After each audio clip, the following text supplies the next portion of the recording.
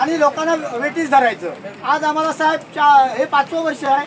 आम्ही अनेक पेलेला उपोषण केलेली आहेत, तक्रार अर्ज सगळ्यांना दिलेले आहेत, जिल्हाधिकारी उपोषणाला बसलेलो आहे बेमुदत। आज 10वा दिवस आहे।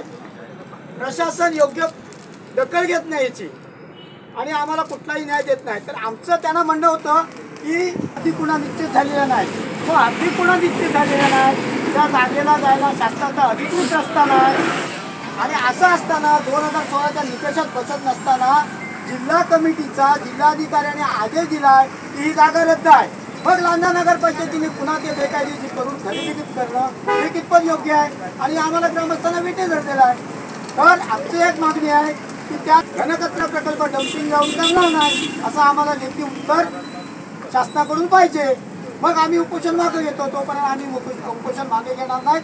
आता हा कोकणातला सण आपल्याला माहिती आहे, गणपती सण आहे आणि त्या सणासाठी आम्ही जवळजवळ महिनाभर असेल 15 दिवस लोक तयारी करतात। घेतला होता वस्ती जवळ आहे, तो तिथे पाणी म्हणजे जलस्रोत जवळ आहे आणि त्या जागेला नियोजित जागेला जाण्यासाठी कुठलाही शासनाचा अधिकृत रस्ता नाही।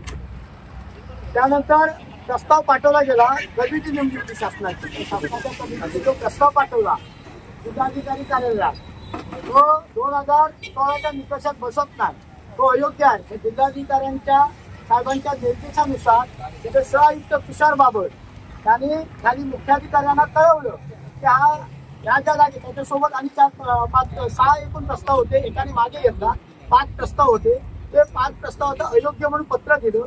लांजा नगरपंचायती त्या पत्राच्या अनुषंगाने आम्हाला ग्रामस्थांना देखील कळवलं की हा बाबा प्रस्ताव रद्द आहे।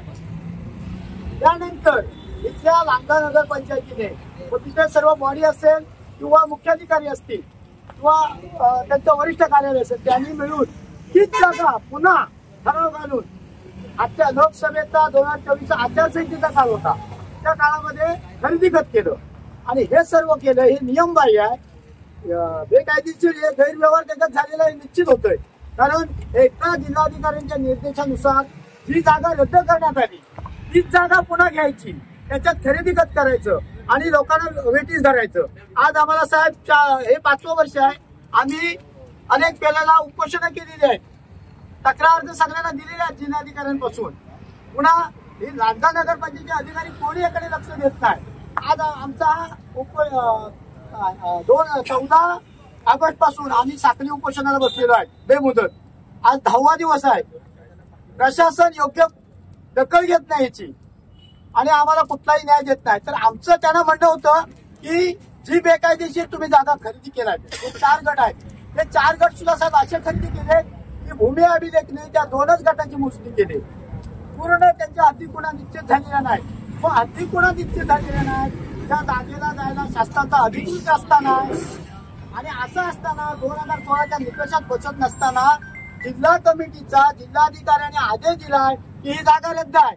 मग लांजा नगरपंचायतीने पुन्हा ते बेकायदेशीर करून खरेदी करणं हे कितपत योग्य आहे आणि आम्हाला ग्रामस्थांना वेटी धरलेला आहे। तर आमची एक मागणी आहे की त्या जी खरेदी केलेली जागा आहे यामध्ये आम्ही कोणताही घनकचरा प्रकल्प डम्पिंग ग्राउंड करणार नाही असं आम्हाला लेखी उत्तर शासनाकडून पाहिजे।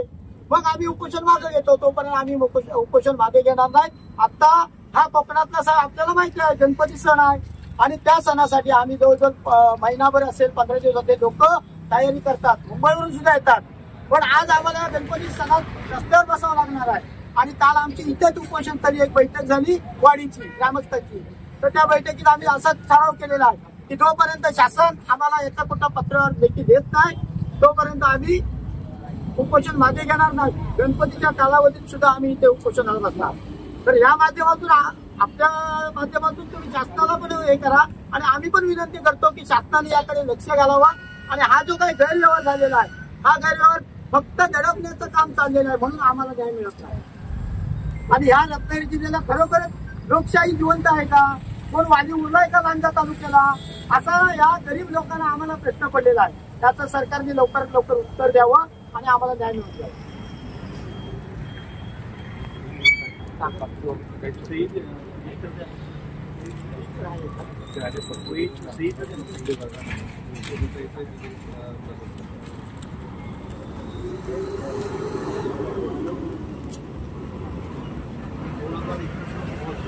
टाइम्स डिजिटलला लाईक करा, शेअर करा, सबस्क्राईब करा आणि बेल आयकॉन दाबायला विसरू नका.